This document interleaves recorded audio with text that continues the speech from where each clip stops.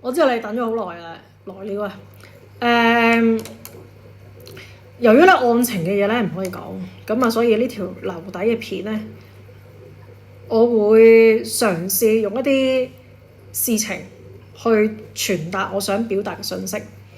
咁其餘敏感啲嘢我喺直播講啦，唔講得嘅嘢就直頭線上都唔講得㗎啦。嗱，我由2021年開始咧俾人跟車嘅，成卡嘢咧，我想話俾大家聽，嗰個背後嘅資源用得比你想象中多好多好多好多。我由2021年開始俾人跟車，喺我舊居嘅時候，咁嗰時我仔仲好細個，出咗世冇幾耐。我嗰時覺得好奇怪，咦？點解我成日見到呢架車？我去到邊都見到佢，有時候會迎面見到佢啦，有時候會停喺商場嗰啲停車場又會見到佢啦。但係你嗰時只會諗一樣嘢就係，呢個鄰居佢同我嘅 habit 真係好似啊！佢成日都同我即係住喺即係去嘅地方差唔多啊，同我住喺同一個屋苑裏邊啦。咁我都不以為然嘅，一直我都唔覺得有啲咩大問題。until 去到我搬到而家呢一個地方，咩事都未發生㗎嗰陣時。until 我搬到去而家呢一個地方，我又見到佢同一架車同一個車牌。嗰陣時我仲好天真，佢又真係巧啦！我揀咗而家搬嚟呢度，佢又搬咗嚟咁樣，我都冇諗到咁多。但係我成日見到佢，去到嗰個重複性太強啦，我就知道呢架車跟緊我啦。我嗰陣時先知道，我嗰時先同我身邊啲人講，我俾人跟緊，俾人跟車。我都有同我自己群組嘅觀眾去講啦嚇，即係我一路咁樣俾人跟車。佢跟到係點咧？因為佢由於有唔同嘅人揸車啦嚇，咁所以有啲人可能比較拙劣啲啦，跟嗰種方式真係太容易見到啦。你譬如你趴喺度嘅，佢趴喺你對面，咁你要攞車嘅時候，你又見到佢啦。跟住你好啦，翻屋企咯，佢又冇得熟你啲行蹤啊、行程啊。咁你翻屋嘅時候咧，佢又會早過你上落停車場。咁有一次咧，我就泊咗喺屋企停車場嗰度，我就喺度坐喺度，因為我見到佢嘛，見到架車，佢係咪熄嗰個車頭燈？我就等佢落嚟。佢泊親嗰啲位都臨時位嚟嘅，佢攞唔到一個可能固定嘅位啦嚇，可能因為你要有業權，你要買呢個位㗎嘛。咁佢一定有個 permit 喺個車頭寫住佢係 contractor， 佢係管理處保安嗰邊俾佢有呢個牌，佢就派喺傷殘位，派喺嗰啲奇奇離離嘅位。最搞笑就係咩咧？佢唔係固定喺呢度嘅，但係佢好密咯，即係可以係幾日你就會見到一次，幾日見到一次。佢就永遠過嚟嘅時候就會有嗰張 permit 過咗交嘅擺喺佢車頭。你問保安都冇用嘅，呢個 authority 唔係保安俾佢嘅嘛，係冇嘢嘅發展商或者總之佢有佢嘅權限可以問到去攞去跟。咁我嗰時就唔出嚟啦，咁睇下你係邊個。咁走出嚟嘅時候，可能覺得有啲尷尬啦個人。咁啊，佢打個招呼，跟住我就望下佢喺 lift 嗰度邊一度走。咁啊喺好似1樓嗰度走出去嘅。如是者就成日都係跟。今日開始又俾我見到有另一架車跟，嗰架 BB 車，都係個私家車嚟，嗰架 BB 車。佢點樣咧？佢又唔覺意又俾我睇到嘅呢一架新車，白色車嘅。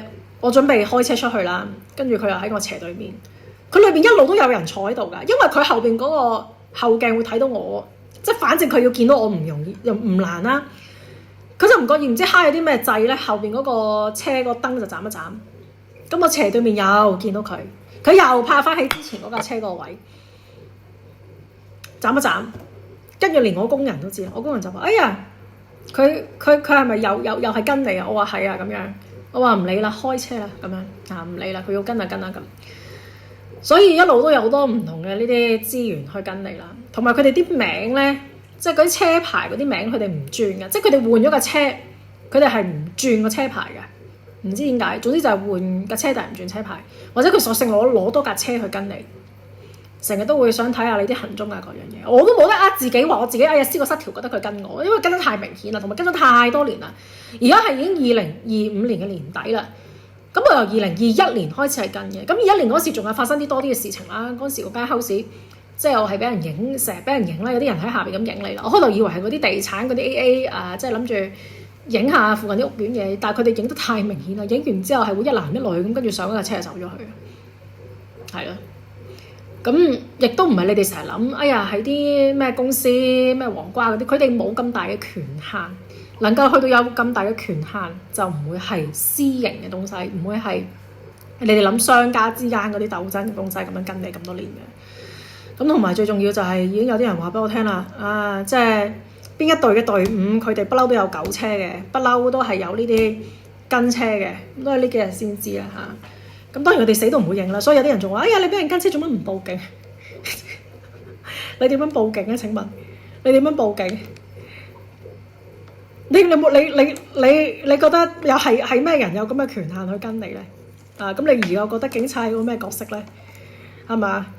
冇得搞，咁就係陸陸續續咁俾人跟啦嚇。我覺得應該唔止跟我一個嘅，一定有啲佢哋覺得關鍵嘅人跟。咁但係有啲人可能佢已經唔喺香港啊，或者係佢哋自己唔覺啦，俾人跟緊。因為我係好覺嘅原因係因為呢幾年我搬咗屋。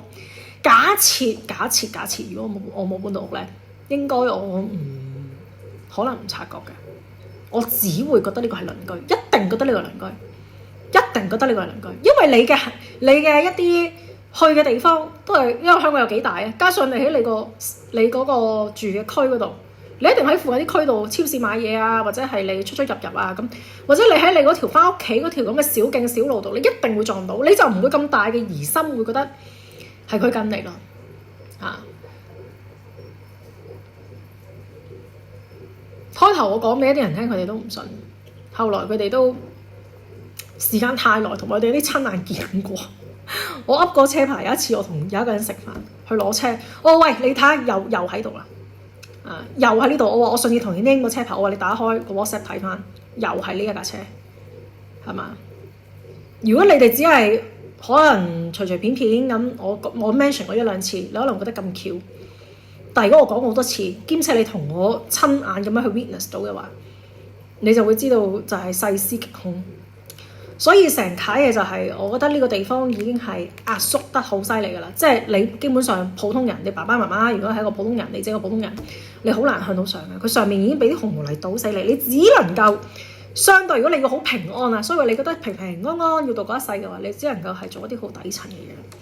或者喺底層裏邊最高級嘅嘢，例如啲醫生啊，都仲係兩點一線，仲係要幾廿歲人翻工嗰啲咁嘅工。你呢個世界，你覺得要發圍或者你要發達，你要去跨越嘅嘢，呢啲咁嘅動作行為，或者你要有呢個力嘅話，冇可能。佢有好多嘢牽制你，法律係其中一樣，仲有好多好具體嘅，佢一定會壓得你好犀利嘅。你左右喐嘅空間有，但係你向上嘅空間冇咯。我舉個最簡單嘅例子啊。如果你有錢，你會開賭場，賭場係合法嘅。但係如果你幾個人一齊喺公園度玩啤牌，呢啲叫非法聚賭。喺大陸咧，叫雞係犯法嘅。但係如果你好有錢，你擁有好多個女人，呢樣嘢係唔犯法嘅。咁所以你知道法律係攞嚟約束什麼嘛？太明顯啦，係嘛？你唔會覺得呢樣嘢係攞嚟保護你先啦？仲有我同大家講咧，即係你見到好多嗰啲咩保釋金啊，或者係你要打官司嘅時候用嘅錢，我喺度諗，如果普通人你點樣攞出嚟咧？你叫人哋攞幾萬蚊都未必攞到。如果基層嘅家庭10萬8萬，你叫佢點攞啊？你邊度會有錢打官司？你就算法援都好啦，你法援你都要俾墊底費啊！墊底費唔會少咯。普通人你個墊底費，我諗你都要自己揞10零萬出嚟，10萬8萬都走唔甩。咁你點樣玩呢個遊戲？你仲唔好講，如果你係攞嚟養家嘅呢個爸爸咁樣，你要養家養妻活兒嘅，你點樣去攞啲錢出嚟？點樣有呢啲咁嘅時間去處理呢啲東西？所有嘅層面，你慢慢陸陸續續，我覺得而家嘅人啊，你可能30幾歲先會明白呢一樣嘢。向上嘅空間係等於零嘅，你最好就甘心一世喺下邊做牛馬，左右咁走，而唔係向上咁樣走。而家嘅我覺得10零歲嘅人應該會明嘅，10零歲嘅人應該會明。我呢個頻道咧仲有好得意嘅，上次2023年9月嘅時候發生過一劑，跟住去到而家又係發生呢一樣嘢。香港咧其實得幾百萬人嘅啫，咁但係咧你會見到，我諗佢哋係用一啲 bot 啦，即係用一啲嘅程式啊去洗版，即係類似好似以前5毛黨咁樣咧，去買一啲嘅輿論啊，尤其是今次個輿論風聲唔係咁大。我每 refresh 幾秒咁樣 refresh， 你就會見到啲新嘅留言，而且嗰啲留言唔係一啲我覺得正常香港人打出嚟嘅字嚟。例如佢會有一個半形嘅蛇仔，或者有嗰個面字啊。你哋知唔知面嗰個字係通常係啲唔識廣東話嘅人，佢哋用嗰個夾硬用繁體字就會出咗嗰個深筆字嗰個面字出嚟。我哋香港人都唔會用嗰面，好少咁你見到啲鬧你嘅嘢都係奇奇怪怪，或者係嗰個 structure 都唔係好合理，但係會重複地咁樣出現。嗰啲嘅 account 你撳入去咧係啲新 account，一啲空號嚟嘅，空號即係佢冇用過一個新嘅 new account 去做呢一啲嘅動作，每幾秒就有㗎啦嚇。有啲係一個留言可能有3，即係因為 YouTube 咧係限死你嘅，你唔可以留多過3個，留多過3個就會當係 spam 㗎啦。短時間之內，咁你3個咁啦嚇。上次發生嗰次，而家又有，所以你諗下軟性嘅資源又有，硬嘅資源又有，法律嘅資源又有，你點樣遊走向上？你啲人仲戇鳩鳩嗰啲，仲覺得哎呀好啊，哎呀搞死你哋啊，點樣成啊？哎呀坐監好啊，見到啲窮嘅人可以向上唔到，就顯得自己冇咁無能，冇咁廢鳩，冇咁廢閪啦。你哋一定係咁諗嘢嘅，所以我呢條片即係講出嚟都好嘅嚇，等你哋好多人都會知道。當你哋見到呢啲情況嘅時候，或者如果假設你唔係咁諗下，你睇到呢啲事件嘅發生，其實你係會及早知道，而家向上嘅空間基本上俾洪同黎封死咗，仲有窮途洋洋呢幾年 cap 唔到水。如果佢 cap 到水，又係另一個 story 啦。佢有咁多嘅資源都 cap 唔到，做唔大。呢樣嘢都係一個幾大嘅原因嚟嘅，所以你見到點解件事可以攤咁耐咧？咁但係我覺得總括嚟講，而家能夠去上庭都係。即係件事有推進啦，都唔係一件壞事嚟。如果唔係你咁樣晾住咧，成世你想點咧？永遠咁樣續保又好，你踢波好，你成世咁樣有條線喺度俾人棘住嘛。